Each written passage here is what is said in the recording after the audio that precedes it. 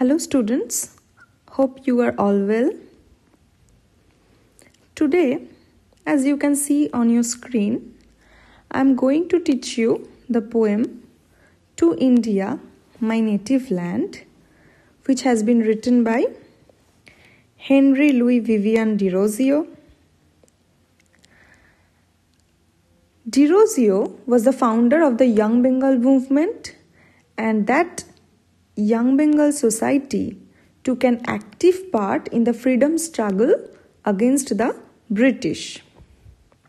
And this very poem, as you can see in the title, reflects Derozio's immense love towards his country, India. Of course, India is his country because he has always considered India as his own country. Now, before analyzing the poem line by line, I would like to discuss with you the technical sides of the poem first. Okay, first we will look towards the length of the poem. It is of 14 lines.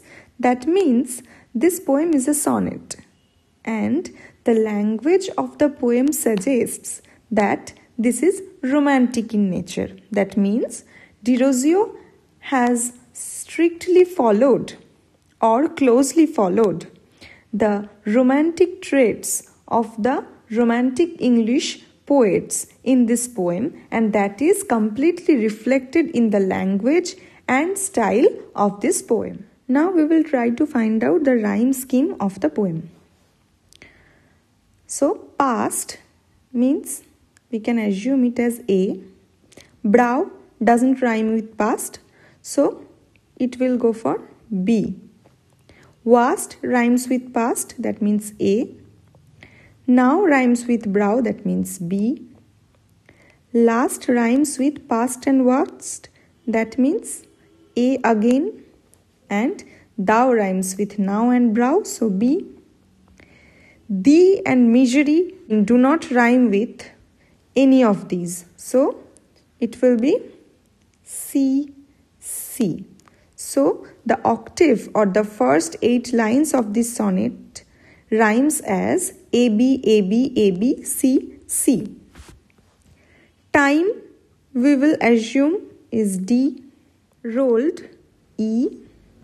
Sublime rhymes with time, that means D again, and behold with rolled, that means E.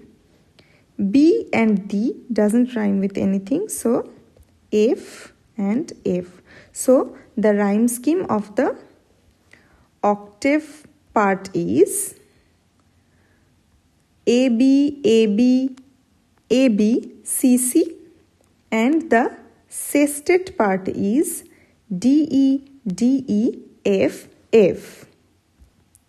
This poem was published in 1828 as a part of Derozio's book, The Fakir of Changra, a metrical tale and other poems.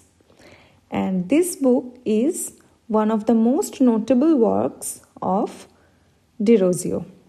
Now read the poem with me so that you can get the true essence of the poem. To India, my native land. My country, in thy day of glory past, a beauteous halo circled round thy brow, and worshipped as a deity thou wast. Where is thy glory? Where that reverence now? Thy eagle pinion is chained down at last, and grovelling in the lowly dust art thou. Thy minstrel hath no wreath to weave for thee, save the sad story of thy misery.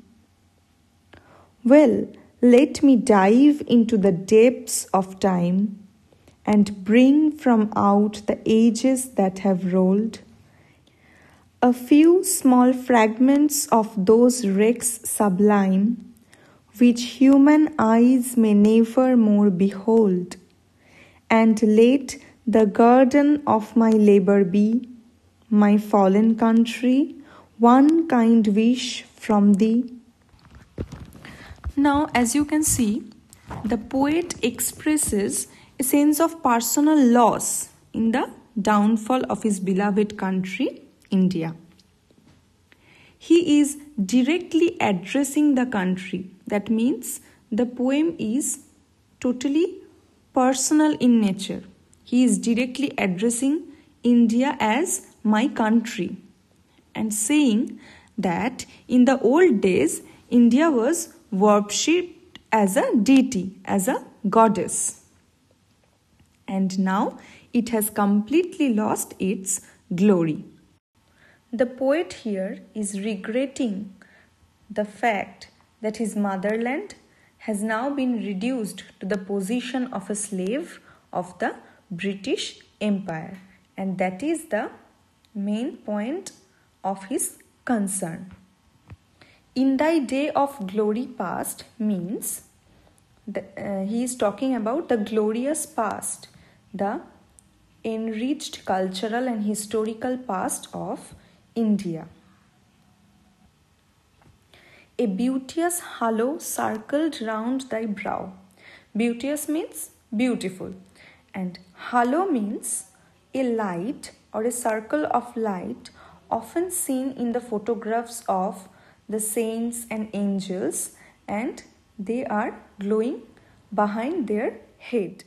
So a beautiful halo or a circle of light was surrounding the head of Mother India, and she was worshipped as a deity. Deity means a goddess. So the prestige of Mother India was like a goddess. Halo, worship, deity.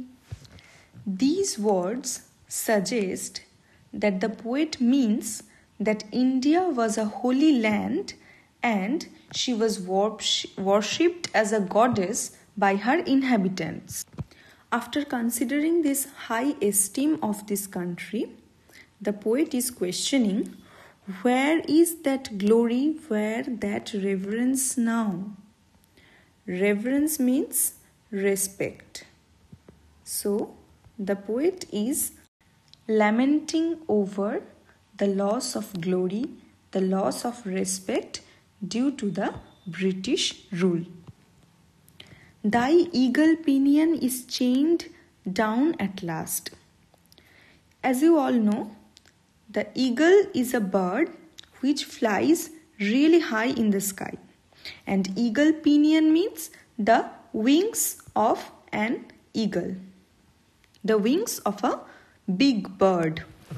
And it is chained down at last. At last means at the ground.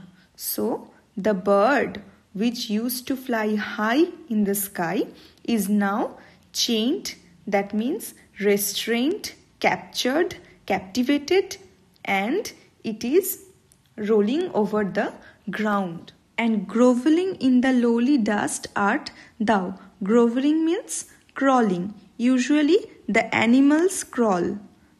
The birds, they do not crawl. But here the eagle is chained and brought down on the ground. So it is crawling. It is helpless. It is chain bound. It cannot fly anymore. So it is crawling on the ground, on the lowly dust. That means its status is really low now. Lowly dust means its low status. Thy minstrel hath no wreath to weave for thee.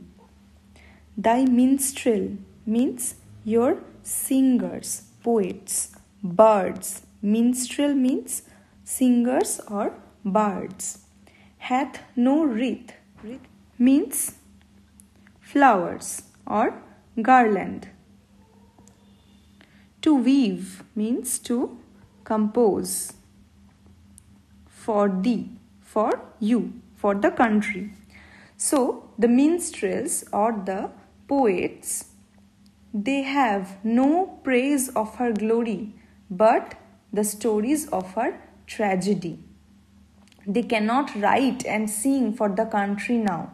They cannot praise the country now because it has lost its high esteem, its previous glorious status, and there is nothing left depending on which the minstrels or the birds can write the glorious poems praising the country.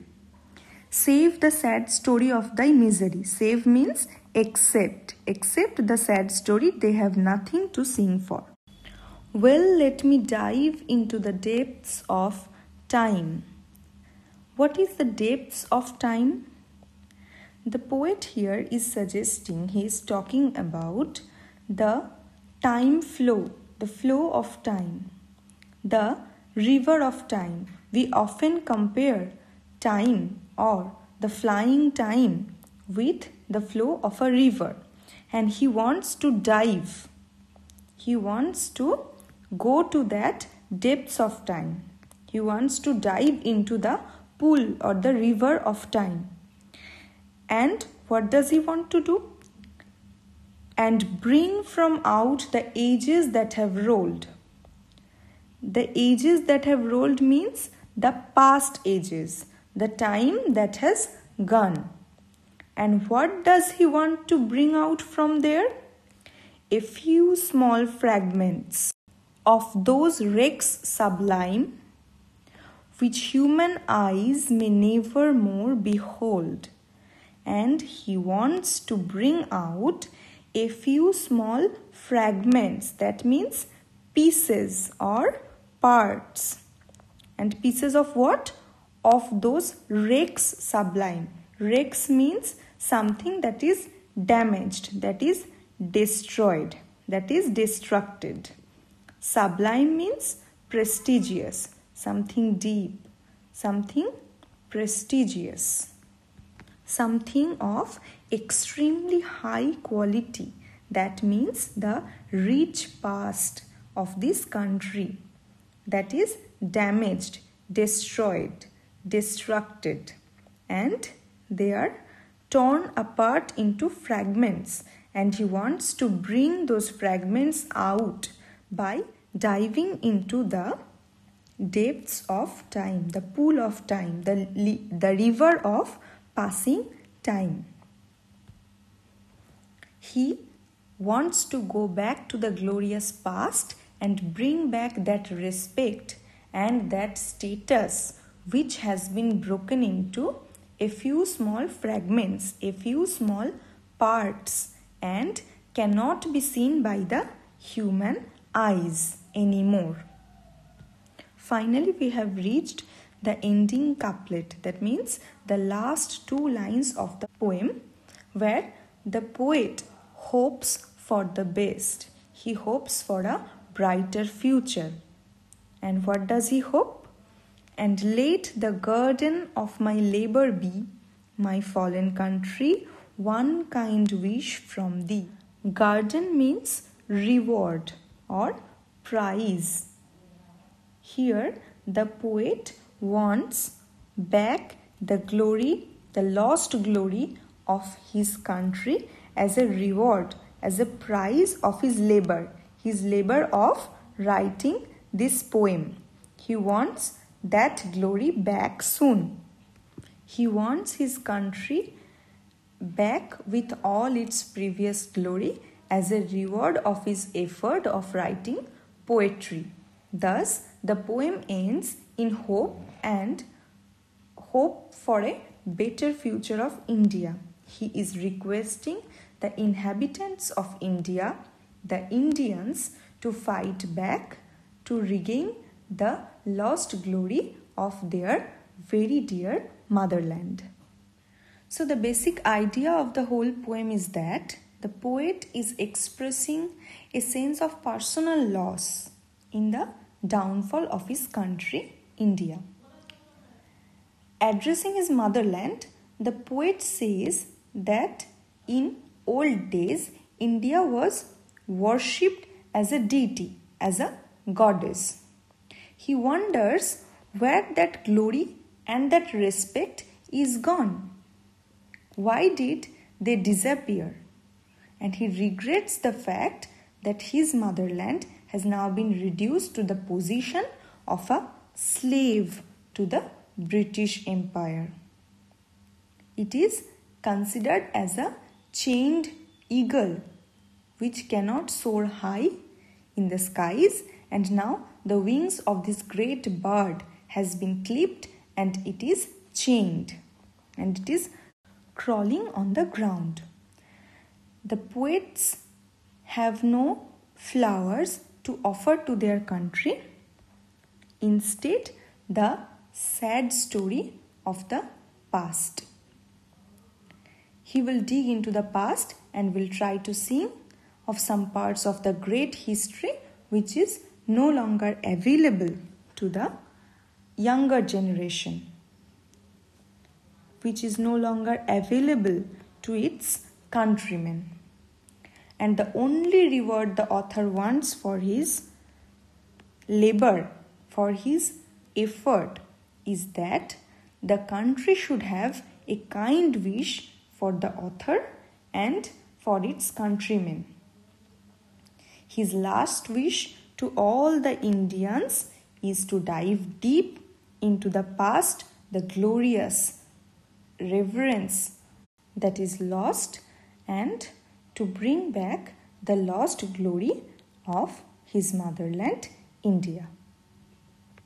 So students, I assume you have understood the meaning of the poem very well, and if you have any query, any question, any doubt regarding this poem, you can always contact me over WhatsApp, and we can discuss your problems there, because through YouTube it cannot be an interactive session.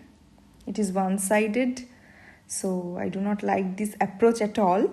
So I'll request you to listen to this video, and if you have any doubt, please contact me.